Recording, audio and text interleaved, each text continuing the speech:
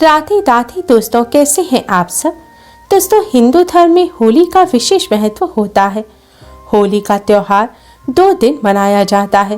पहले दिन होलिका दहन कर अगले दिन रंग वाली होली खेली जाती है। होलिका दहन का धर्मशास्त्रों में विशेष महत्व बताया गया है, क्योंकि इस दिन होली के साथ सभी नकारात्मक ऊर्जा, बुरी शक्तियों का भी नाश हो जाता है। इसलिए होलिका दहन के दिन होली पूजन का विशेष महत्व होता है। आज हम आपको कुछ ऐसी चीज़ों के बारे में बताने जा रहे हैं जिसे होलिका दहन के दिन होली में भूल कर भी नहीं चढ़ाना चाहिए, वरना घर परिवार पर संकट आ जाता है, गरीबी और दरिद्रता का सामना करना पड़ता है। धर्मशास्त्रों में होलिका दहन का विशेष महत्व होता है, जो कि इस बार 24 मार्च को है। इसी दिन चंद्र ग्रहण भी लगने जा रहा है।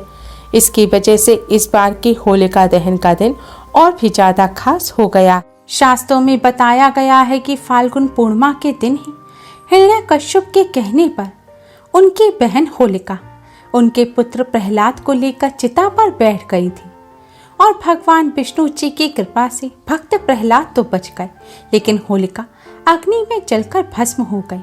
तभी से इस दिन हर साल अन्याय और पाप पर न्याय और सत्य के विजय के रूप में होलिका दहन किया जाता है। माना जाता है होलिका की अग्नि बहुत ही पावन होती है।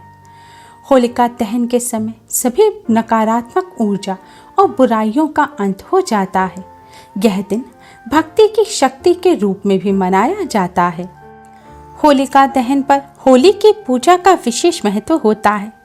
शास्त्रों के अनुसार होली की पूजा करने से घर में सुख समृद्धि आती है, घर में शांति का वास होता है और भगवान विष्णु जी की कृपा प्राप्त होती है।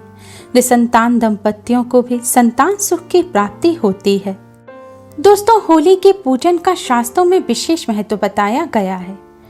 होली का पूजन करने के लिए होली में रोली, अक्षत, फूल, कच्चा सूत, हल्दी, मूंग, सतनाज, गुलाल, नारियल इत्यादि वस्तुएं चढ़ाकर होली की परिक्रमा कर पूजन किया जाता है।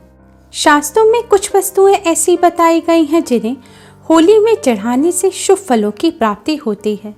वहीं कुछ ऐसी वस्तुएं भी होती हैं जिन्हें अगर होली में चढ़ा दिया जाए तो इससे अशुभ फल की प्राप्ति होती है, क्योंकि होली की रात को सिद्धि की रात कहा जाता है। होली की रात सकारात्मक और नकारात्मक दोनों तरह की ऊर्जाएं बहुत ही ज्यादा हावी रहती हैं। शुभ कार्य करने वाले लोगों को शुभ फलों की प्राप्ति होती है, और जाने अनजाने गलत कार्य करने वाले लोगों पर नकारात्मक ऊर्जा हावी हो जाती है।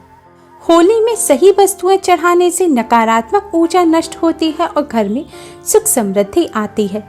वहीं कुछ ऐसी वस्तुएं हैं जिन्हें अगर होली में चढ़ा दिया जाए तो उससे सकारात्मक ऊर्जा नष्ट हो जाती है और गरीबी और दरिद्रता गले पड़ जाती है। घर में गरीबी और दरिद्रता का वास हो जाता है। इसलिए होली में कुछ भी चढ़ाने से पहले आप इस वीडियो को एंड तक अवश्य ही देखें, जिससे अनजाने में भी आपसे कोई गलती ना हो। दोस्तों, वस्तुएं जानने से पहले आपको यह जानना आवश्यक है कि होली में आप किस समय वस्तुएं चढ़ाएं और होली का पूजन किस समय करें। होली का पूजन हमेशा होलिका दहन के दिन सूर्य उदय के बाद ही करना चाहिए, और भद्राकाल के दौरान होली का पूजन भूलकर भी नहीं करना चाहिए। भद्राकाल के दौरान कोई भी वस्तु होली में नहीं चढ़ानी चाहिए। इस बार भद्राकाल 24 मार्च की सुबह 9:55 पर शुरू होकर रात 11:13 पर समाप्त होगा। इसी के बाद होलिका दहन किया जाए, क्योंकि भद्राकाल ऐसा काल होता है जिसमें कोई भी शुभ कार्य भी किया जाए तो भी उसके अशुभ परिणाम ही प्राप्त होते हैं। इसलिए भद्राकाल के दौरान होली में कोई भी वस्तु ना चढ़ाएं। दोस्तों, सबसे पहली वस्तु है नारियल। अधिकतर सभी लोग होली में नारियल चढ़ाते हैं। नारियल को शास्त्रों में श्री फल कहा जाता है, यानी कि माँ लक्ष्मी जी का फल। होली में नारियल चढ़ाने से घर में सुख समृद्धि आती है, कर्ज भी जल्दी उतर जाता है, आर्थिक संकट का सामना नहीं करना पड़ता। लेकिन अगर आपने गलत तरह से गलत नारियल होली में चढ़ा दिया तो आपको धन की हानि का सामना करना पड़ेगा। धन संबंधी समस्याएं लगातार बनी रहेंगी। दोस्तों, 3 तरह के नारियल आते हैं। एक पानी वाला नारियल, एक बिना छिलके वाला नारियल, सूखा नारियल जिसे गोला भी कहा जाता है, और एक होता है जटा वाला नारियल। तो होली में हमेशा जटा वाला सूखा नारियल चढ़ाएं। और नारियल खरीदते समय आपको इस बात का भी विशेष ध्यान रखना है कि नारियल को लेकर आपको हिलाना है।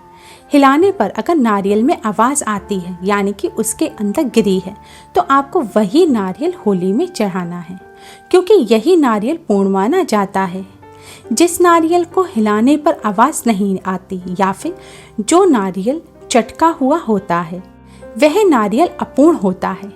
उस नारियल को होली में चढ़ाने से शुभ फलों की बजाय अशुभ फल की प्राप्ति होती है, क्योंकि नारियल को पूर्णता का प्रतीक माना जाता है। इसलिए सदैव होली में साबुत जटा वाला गिरी वाला नारियल ही चढ़ाएं। नारियल चढ़ाते समय आपको इस बात का ध्यान रखना है कि अगर आपको कोई नौकरी संबंधी परेशानी है तो आपको जलती हुई होली में नारियल चढ़ाना चाहिए। अगर आपको कार्यों में सफलता नहीं मिल रही है तो होली जलने से पहले आपको नारियल, पान और सुपारी के साथ होली में डालना चाहिए। अगर आपको धन संबंधी समस्या है तो होली की 7 परिक्रमा करने के पश्चात आपको नारियल होली में डालना चाहिए। अगर आपके ऊपर किसी की बुरी नज़र लगी हुई हो, कोई ऊपरी बाधा है, कोई परेशानी है, तो आपको नारियल को अपने सिर पर से 7 बार बारने के बाद नारियल को 3 बार पेट पर से मौली से लपेटकर मौली की में गांठ बांधकर आपको इस बंधे हुए नारियल को होली में चढ़ाना चाहिए। उतारा किए हुए नारियल को कभी भी आप बिना बांधे हुए होली में ना चढ़ाएं। इस बात का विशेष ध्यान रखें।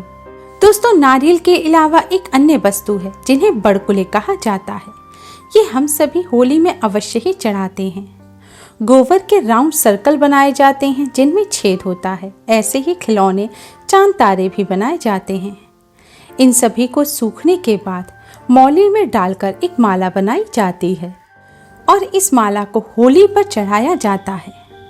बड़कुले चढ़ाए बिना होली की पूजा पूर्ण नहीं होती, लेकिन हमेशा बड़कुले चढ़ाते समय हम लोग बहुत बड़ी गलती करते हैं। अधिकतर सभी लोग सिर्फ एक माला बड़कुले की होली पर चढ़ाते हैं।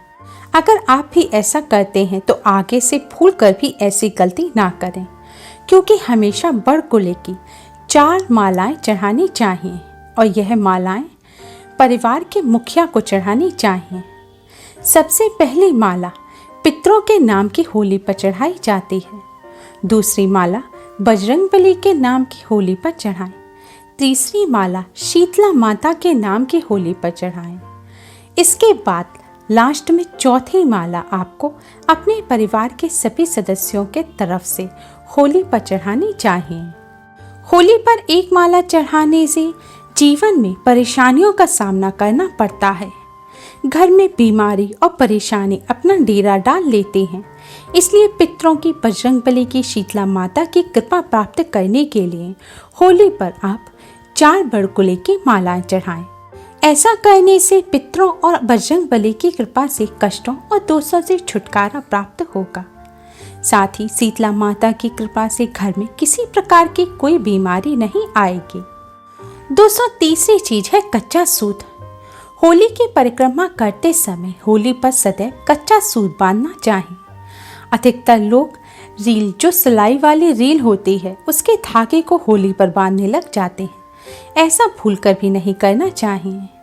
होली पर सदैव कच्चा सूत बांधना चाहिए। होली की 3 या 7 परिक्रमा करनी चाहिए और 3 या 7 परिक्रमा करते समय आपको 3 बार या 7 बार कच्चा सूत होली पर लपेटना चाहिए। अधिकतर लोग यह गलती करते हैं कि अगर उनके सूत का एक बंडल एक परिक्रमा में ही खत्म हो गया तो वो बाकी परिक्रमा खाली हाथ करते हैं। ऐसा भूलकर भी नहीं करना चाहिए। चाहे कितने भी बंडल लगें, लेकिन आप अगर 3 परिक्रमा कर रहे हैं तो 3 बार कच्चा सूत होली पर लपेटें। 7 कर रहे हैं तो 7 बार कच्चा सूत होली पर लपेटें।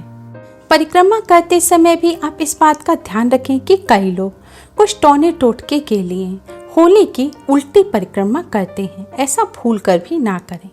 होली की सदैव सीधी परिक्रमा करें। अगर आप होली की उल्टी परिक्रमा करेंगे तो आप पर नकारात्मक ऊर्जाएं हावी हो जाएंगी, जिससे आपको नुकसान उठाना पड़ेगा।